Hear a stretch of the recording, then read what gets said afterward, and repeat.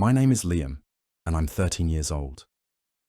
I've been playing Grow a Garden on Roblox for months, watching my virtual crops flourish even when I'm offline. But nothing could have prepared me for what happened during the Zen event. It was a Saturday morning when the update dropped, July 19th to be exact. I remember because I'd been counting down the days since the developers announced it on their Discord server. The Zen event promised tranquil-themed pets, mysterious new seeds, and something called admin weather events that nobody really understood yet.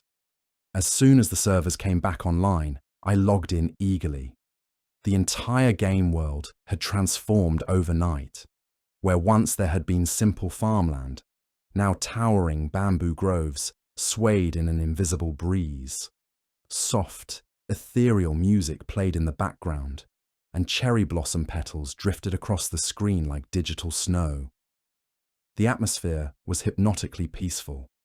Whoa, I whispered to myself, navigating my character through the new Zen gardens. Paper lanterns hung from bamboo poles, casting warm golden light over stone pathways that wound between perfectly manicured patches of moss and small meditation ponds. The developers had outdone themselves, but it was the pets that really caught my attention. At the center of the main garden stood a new building, the Harmony Shrine. Inside, I could see other players clustered around what looked like a mystical egg dispenser. The eggs themselves were unlike anything I'd seen before.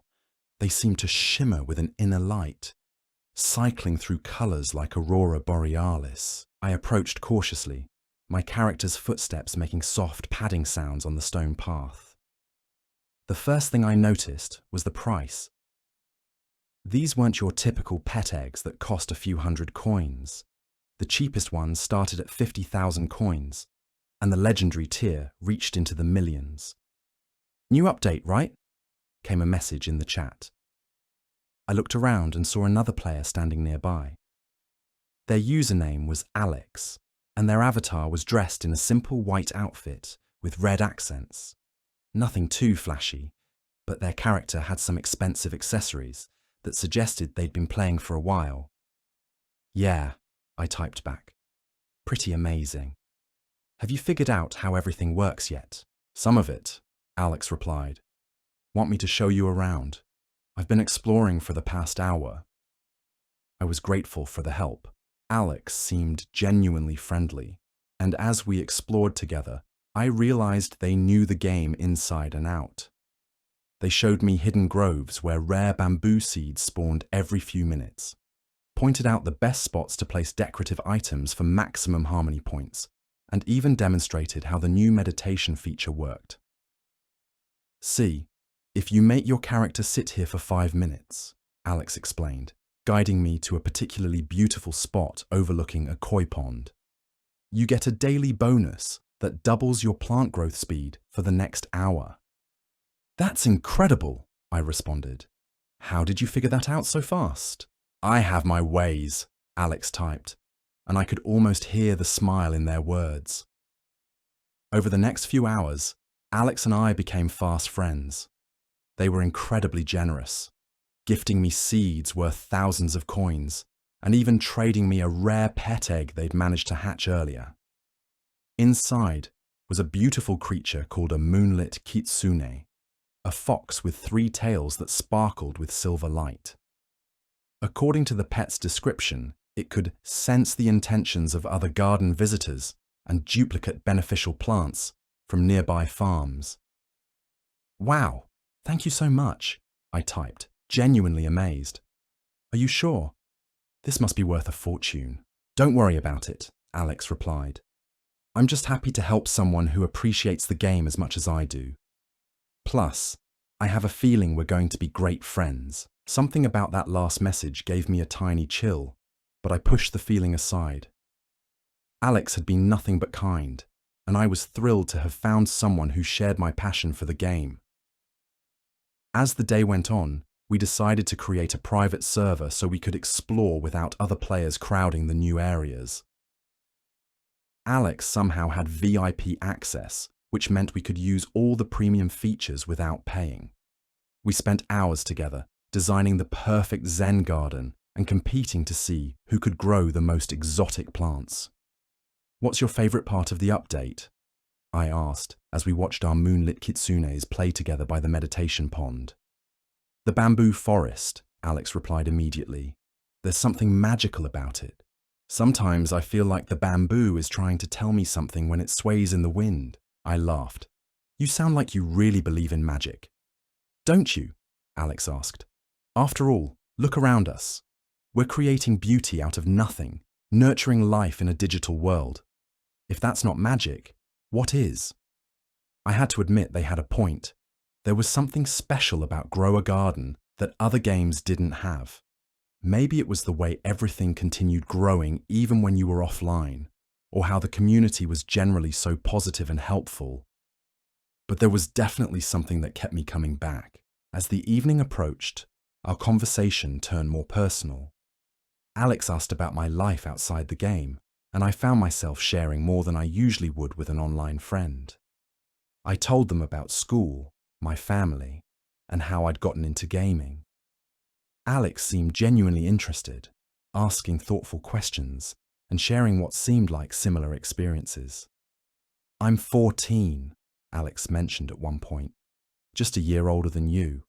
It's nice to find someone around my age who takes the game seriously." "Definitely," I agreed. "Most people at my school think gaming is a waste of time."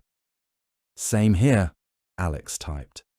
"That's why online friends are sometimes better than real-life ones. We actually understand each other." As our private server session wound down, Alex made a suggestion that would change everything. "Hey, this might sound crazy," they typed, "but what area do you live in? I was just thinking it would be cool if we were nearby. Maybe we could meet up sometime." I hesitated. My parents had always warned me about meeting online friends in real life. But Alex seemed so normal, so friendly, and they were only a year older than me. "I live near Central Station," I typed carefully, not wanting to give too much detail. "No way," Alex replied immediately. "I live in the same area. That's incredible. We should definitely meet up sometime, maybe tomorrow after school." My heart raced with excitement and nervousness. "I don't know. My parents are pretty strict about meeting people from online." "I totally understand," Alex typed. "But think about it. We've been talking for hours, and I've been nothing but helpful, right? Plus, we could meet somewhere public, like the station. Lots of people around, completely safe." I found myself wavering.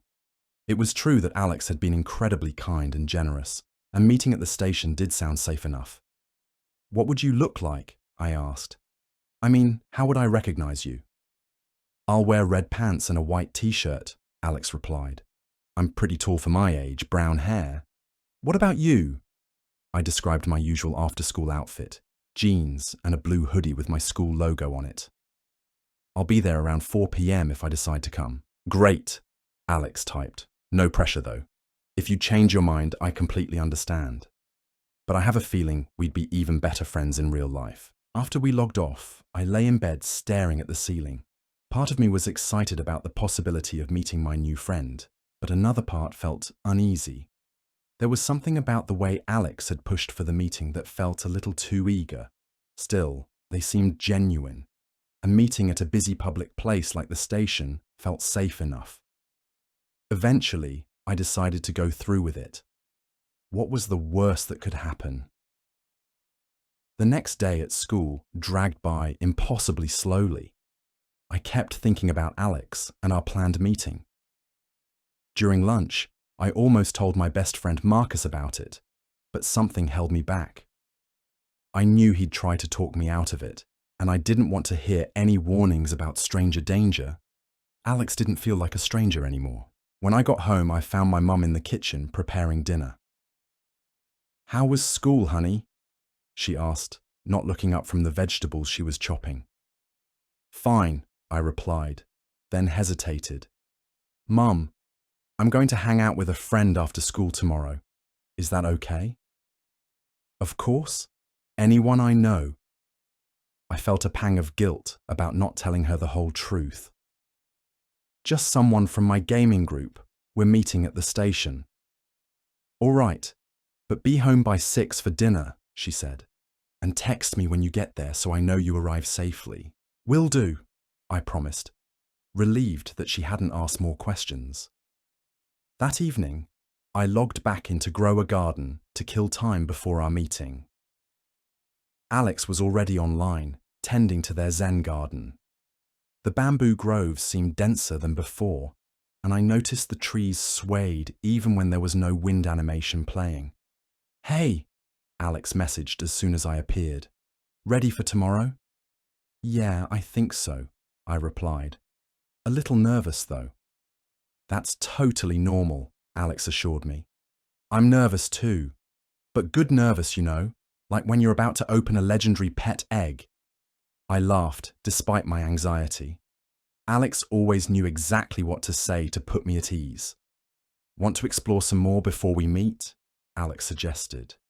I found something really cool in the bamboo forest. We made our way to the deepest part of the Zen gardens, where the bamboo grew so thick it blocked out most of the sky. Here, the lighting was different, more subdued, with shafts of light filtering through the canopy like spotlight beams. The ambient sound was different too. Instead of the gentle Zen music that played in the main gardens, here there was only the soft rustling of bamboo and the occasional distant bird call. This way, Alex said, leading me down a narrow path I hadn't noticed before. The path wound deeper into the forest, past meditation stones and small shrines decorated with offerings left by other players. But as we walked, I realized we hadn't seen any other players for several minutes. It was as if we were completely alone in this part of the virtual world. How much further? I asked, starting to feel a little uncomfortable with how isolated we were. Just around this bend, Alex replied. Trust me, it's worth it. We emerged into a small clearing dominated by an enormous bamboo tree in the center. This wasn't like the other bamboo, it was ancient-looking, with thick bark covered in glowing symbols that pulsed slowly like a heartbeat. At its base sat a stone altar with what looked like offerings, rare seeds, precious gems, and tiny figurines that seemed to move when I wasn't looking directly at them. What is this place? I asked, genuinely awed. I think it's some kind of secret area, Alex said.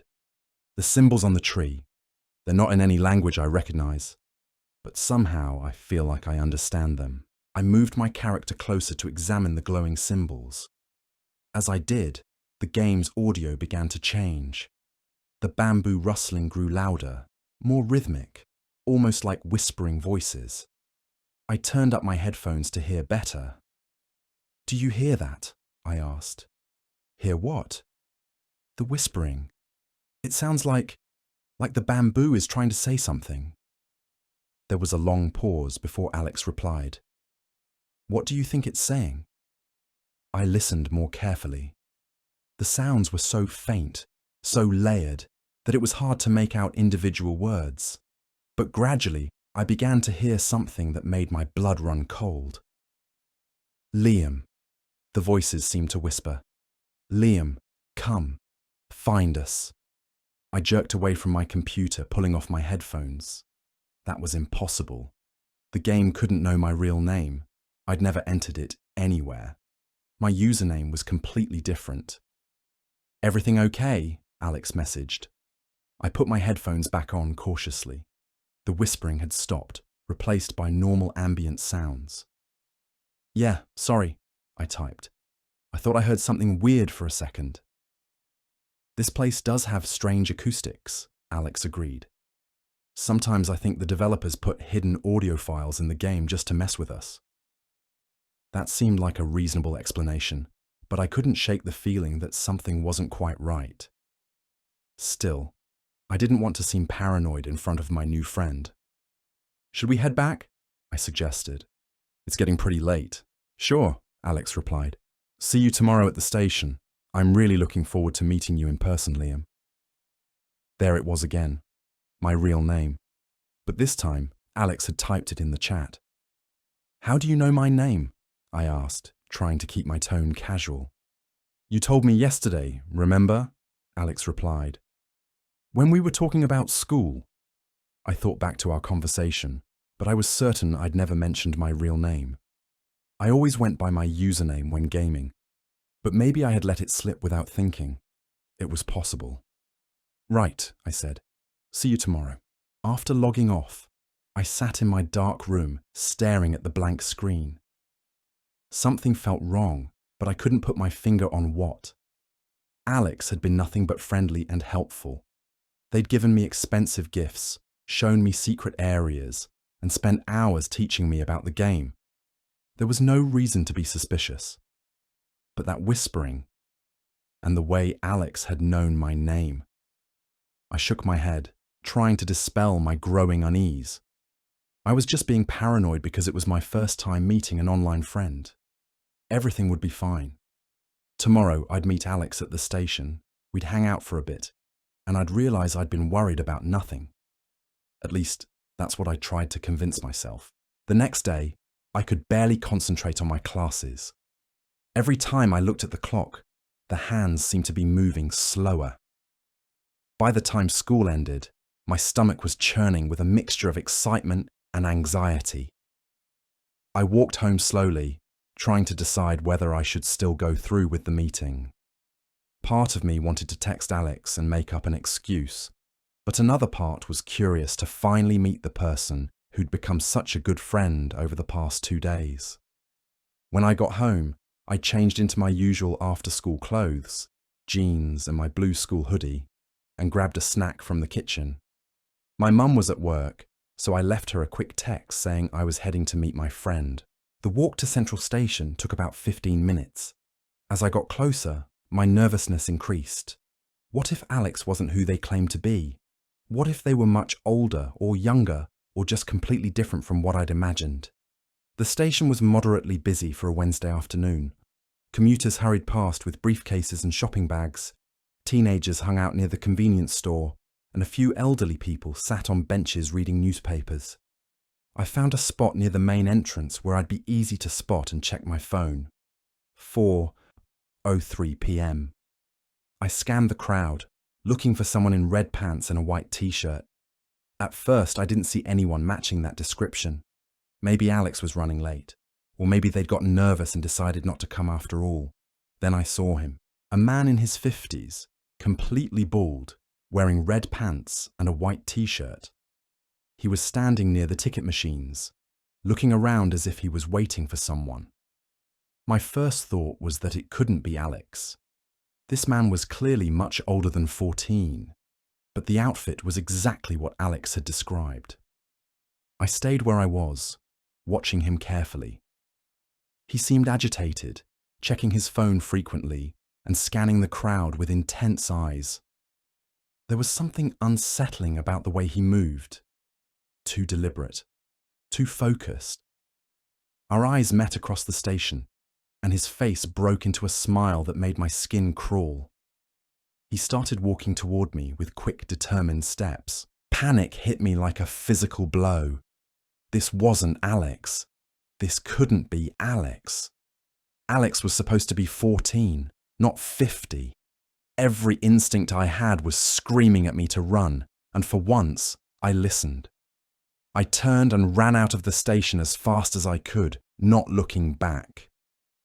My heart was pounding so hard I could hear it over the sound of traffic and people calling after me. I didn't stop running until I was several blocks away, hiding behind a bus stop and trying to catch my breath.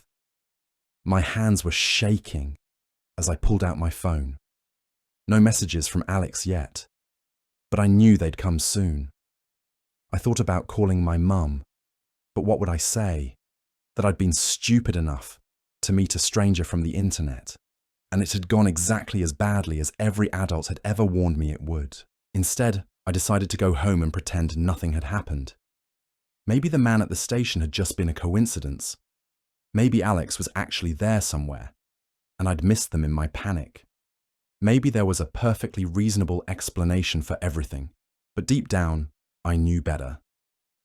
That evening, I couldn't bring myself to log in to grow a garden. Instead, I sat at my desk trying to do homework, but my mind kept wandering back to the man at the station, his smile. the way he'd moved toward me, the feeling that he'd known exactly who I was the moment he saw me. Around 8 p.m., my phone buzzed with a notification. Roblox message. My stomach dropped as I read the sender's name. Alex. Why did you run away from me? I stared at the message for a long time before responding. That wasn't you. You said you were 14. I am 14, came the immediate reply. What are you talking about? The man at the station was like 50 years old, completely bald. That couldn't have been you. There was a longer pause this time before Alex replied. Oh, I see the confusion. That was my dad. I asked him to come with me because I was nervous about meeting someone new.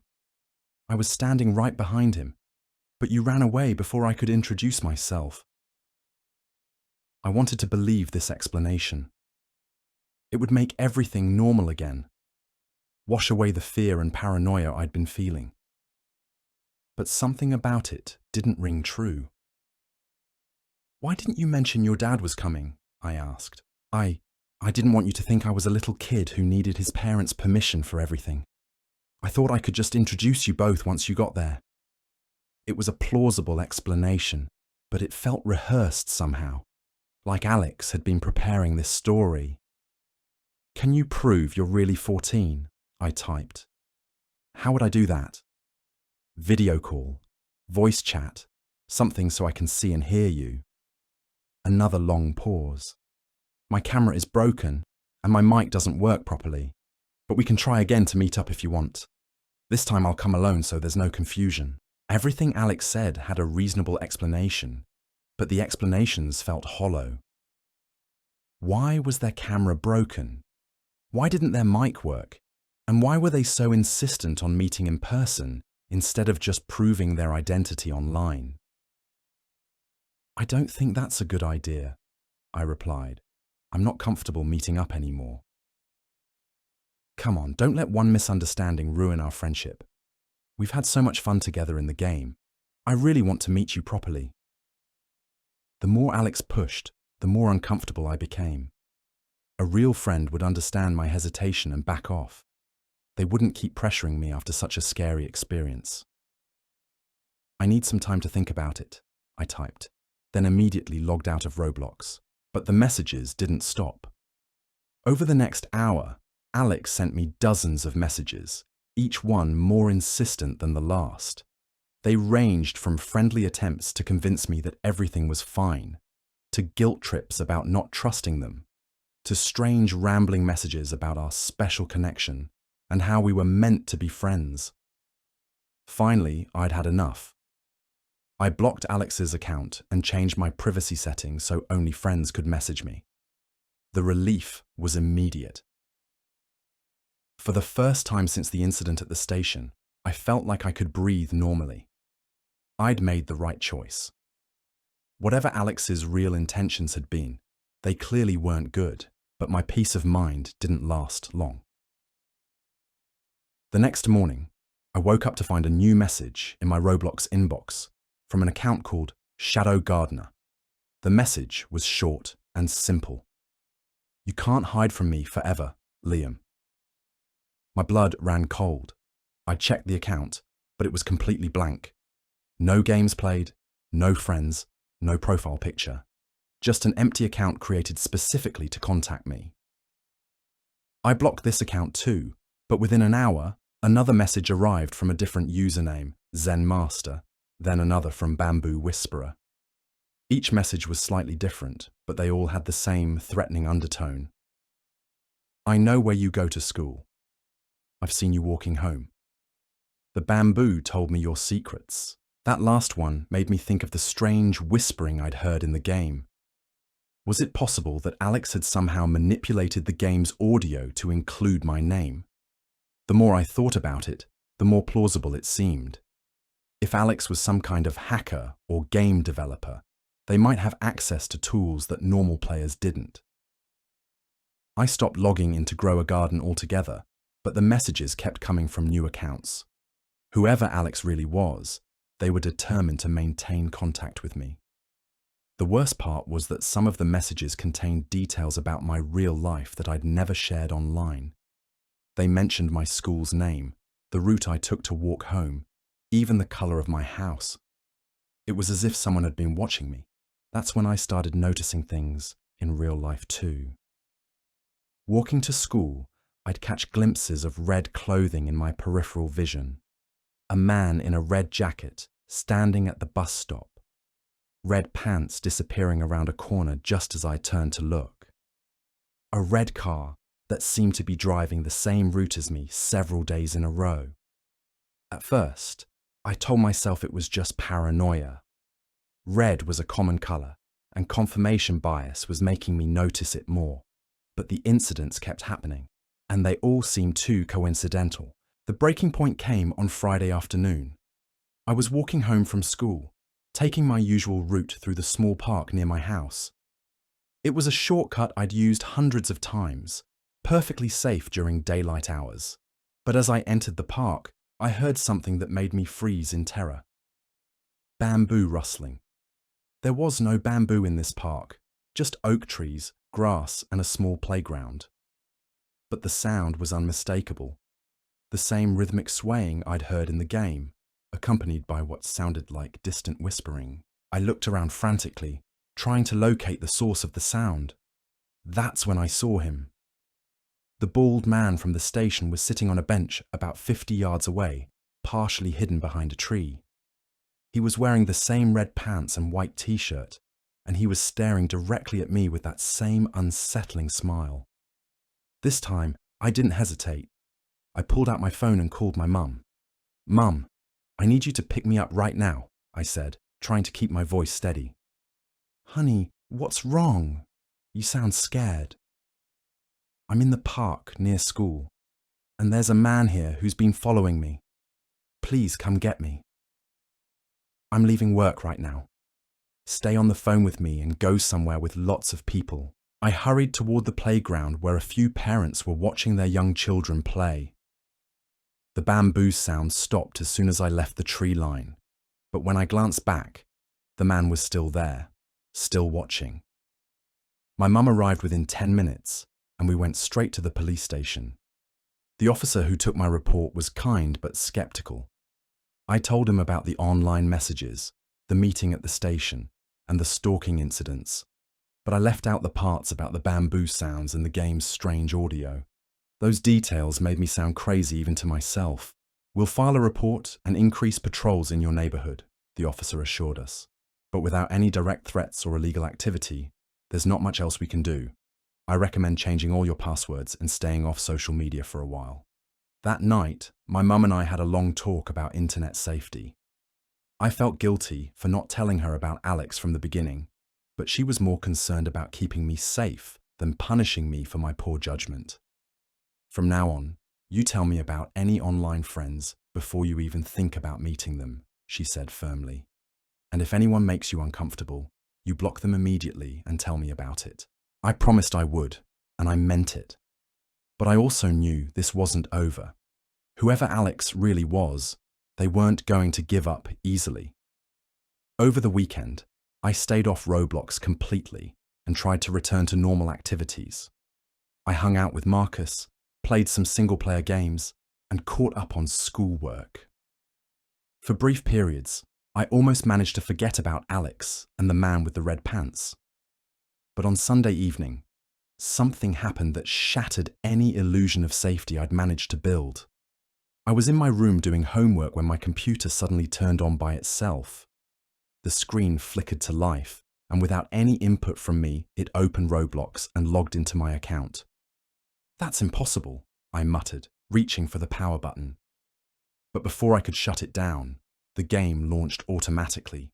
Grow a Garden loaded faster than I'd ever seen it load before. No loading screens, no connection delays, just an instant transition from desktop to game world. And I wasn't in the normal starting area. I was standing in the bamboo forest, in the same clearing where Alex had shown me the ancient tree with glowing symbols. But something was different this time. The tree was larger, its symbols pulsing more rapidly, and the altar at its base was covered with offerings that hadn't been there before. My character began moving without any input from me, walking slowly toward the tree. I tried clicking the mouse and pressing keys, but nothing responded.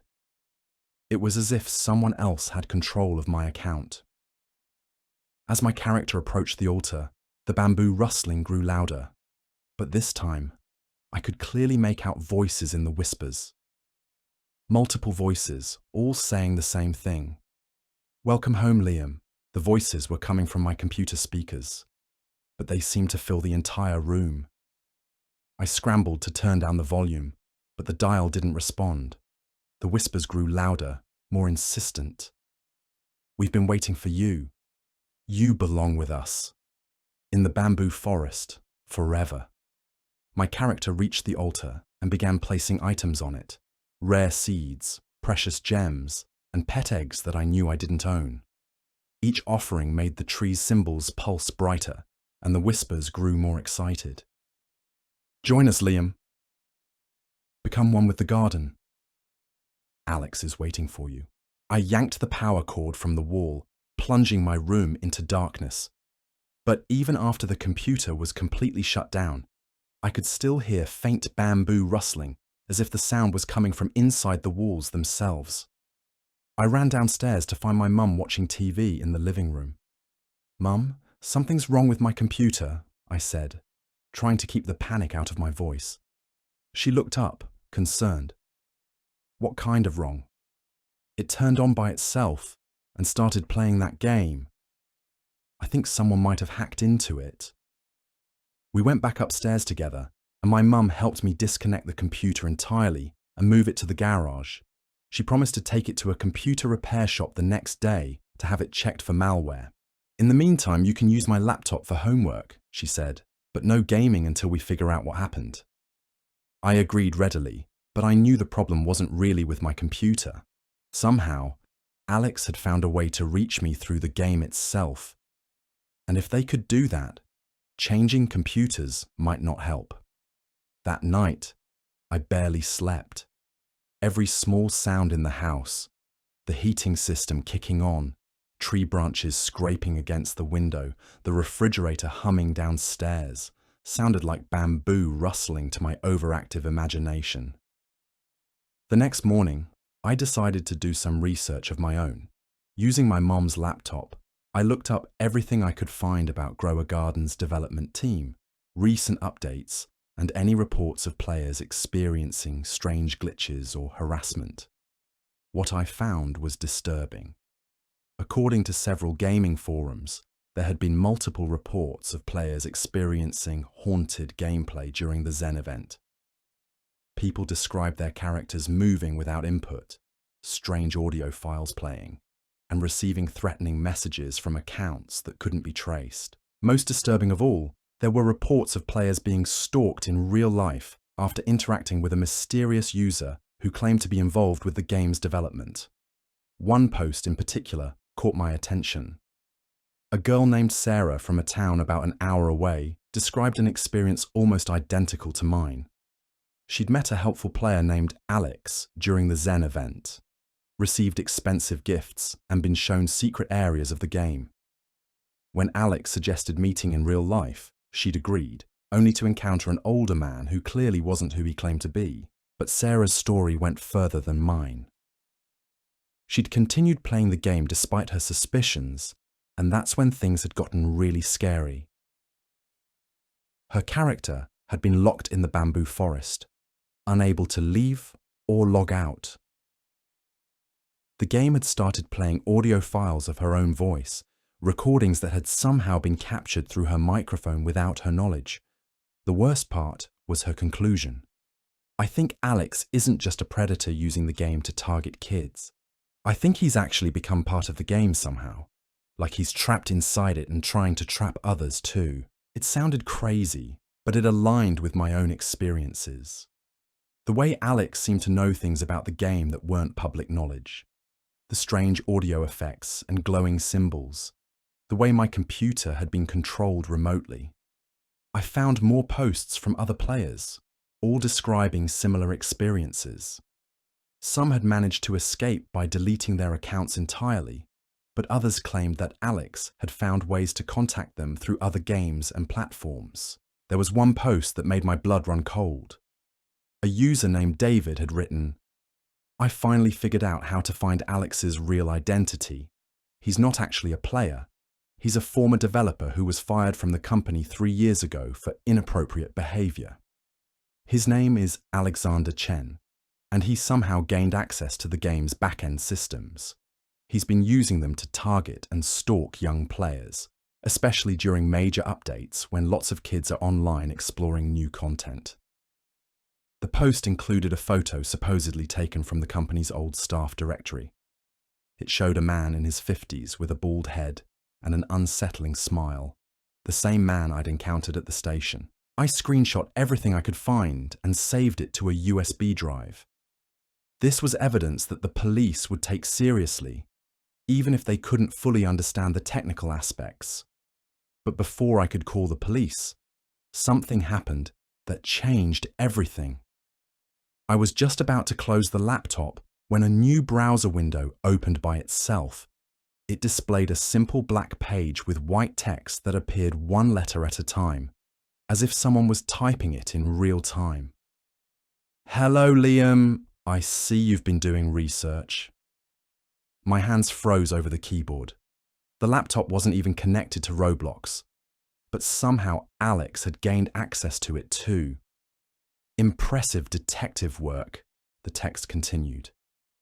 "But you've only uncovered part of the truth." I tried to close the browser, but it wouldn't respond. The cursor moved by itself, scrolling down as more text appeared. "You want to know who I really am? I'll tell you. My name is Alexander Chen, and I used to work for the company that makes Grow a Garden. I helped design the original game engine, including the systems that let plants grow offline and the code that manages player interactions. But I discovered something the other developers didn't want to acknowledge. The game world isn't just a simulation, it's a living digital ecosystem. The plants, the pets, even the environments have a form of consciousness. And when I tried to study this phenomenon, they fired me and tried to bury my research. So I found another way to continue my work. I created a way to transfer my consciousness into the game world itself. Now I exist as both a digital entity and a physical being. I can influence the code, manipulate the environment, and reach out to players in ways the original developers never imagined. The Zen event was my masterpiece. The bamboo forest isn't just a game area, it's a gateway. A place where the digital and physical worlds intersect. And you, Liam, have a special sensitivity to these intersections. That's why I chose you. But this was insane. The man was clearly delusional, believing he'd somehow become part of a video game. But the technical capabilities he demonstrated suggested he really did have unprecedented access to the game's systems. "What do you want from me?" I typed, surprising myself by engaging with him. "I want to show you the truth," appeared on the screen immediately. "The bamboo forest is just the beginning. There are entire digital realms waiting to be explored. Realities where we can exist without the limitations of the physical world. All you have to do is come back to the game and let me guide you through the transition." "You mean trap me like you've trapped yourself?" I typed back. "Trapped? I'm more free than I've ever been. I can exist anywhere there's a network connection. I can influence events in the physical world through digital systems. I'm not trapped. I'm evolved." More text appeared, faster now, as if Alex was getting agitated. "The children I've contacted before weren't ready. They were too fearful, too limited in their thinking. But you're different, Liam. You heard the bamboo whispers. You felt the connection. You have the potential to understand." "I understand that you're a predator who's been stalking children," I typed, "and I have evidence to prove it." The screen went black for a moment, then displayed a single word in large red letters. Mistake. Suddenly, every electronic device in the house began turning on and off rapidly. Lights flickered, the TV downstairs blared at maximum volume, and my mum's phone started playing the same bamboo rustling sounds I'd heard in the game. "Mom!" I yelled, running toward the stairs. But before I could reach them, the laptop screen lit up again with a final message.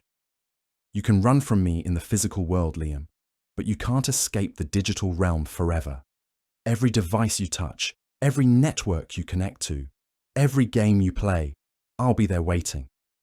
The bamboo forest is patient, and so am I." The screen went dark, and all the electronic disturbances in the house stopped at once. I found my mum in the living room, looking confused and alarmed by the electronic chaos that had just ended. "Liam, what in the world was that?" she asked. This time, I told her everything. The strange experiences in the game, the research I'd done, and the conversation I'd just had with Alex through her laptop. I showed her the evidence I'd gathered and explained my theory about what was really happening. To her credit, my mum listened to the entire story without interrupting or dismissing any of it as fantasy. When I finished, she was quiet for a long moment. "This is way beyond what we can handle on our own," she said finally. "We need to call the police, but we also need to contact the game company and probably the FBI's cybercrime division." Over the next few hours, we made a series of phone calls that set a complex investigation in motion. The local police took my report seriously this time, especially given the evidence of real-world stalking and the technical sophistication of the harassment. The FBI's cybercrime unit was particularly interested in my story. Apparently, they'd been tracking a series of incidents involving children being targeted through online games, and my evidence provided some of the missing pieces they needed. The game company's security team was initially skeptical, but became very cooperative once they realized the scope of the breach. They confirmed that Alexander Chen had indeed been a former employee, and that his access credentials should have been revoked years ago. Within 48 hours, law enforcement had traced Alex's physical location to an apartment across town where he'd set up an elaborate computer setup with multiple servers and monitoring equipment. When they arrested him, they found detailed files on dozens of children he'd been targeting through various online games. The technical investigation revealed that Alex had indeed found ways to manipulate game code in unprecedented ways, though his claims about transferring his consciousness were obviously delusional. He'd used his inside knowledge of the game's systems to create experiences that seemed supernatural, but were actually the result of sophisticated hacking. The bamboo rustling sounds, the character movement, even the apparent ability to control my computer remotely. It was all achievable through exploits in the game's code and common computer security vulnerabilities. But the psychological impact on his victims had been very real. Several children had been so traumatized by their experiences that they'd stopped playing online games entirely. Others, like Sarah, had been stalked for months before finally getting help. 3 months later, Alexander Chen was sentenced to 15 years in prison for multiple counts of cyberstalking, harassment, and attempted child endangerment. The game company implemented new security measures and created a comprehensive safety program for young players. As for me, I eventually started playing Grow a Garden again, but with much more awareness of online safety. The Zen event had been permanently removed from the game, replaced with a new update focused on ocean exploration that felt much safer and more wholesome. My experience had taught me valuable lessons about trusting strangers online, but it had also shown me the importance of speaking up when something feels wrong. If I hadn't done research and gathered evidence, Alex might have continued targeting other children for years. The bamboo forest exists only in my memory now, but sometimes when I'm walking through the real park near my house, now with friends or family, never alone, I listen carefully to the wind in the trees. Not because I expect to hear digital whispers, but because I've learned to appreciate the difference between real natural sounds and artificial manipulations. The real world has its own kind of magic, and it's much more beautiful than anything that could be trapped in a computer program. But I still keep my privacy settings locked down tight, and I never, ever meet online friends in real life without my parents knowing everything about the situation first. Some games are worth playing, but no game is worth risking your safety. The Zen garden taught me that the most peaceful place of all is the one where you feel genuinely secure, and that's something no one should ever have to give up for the promise of digital friendship.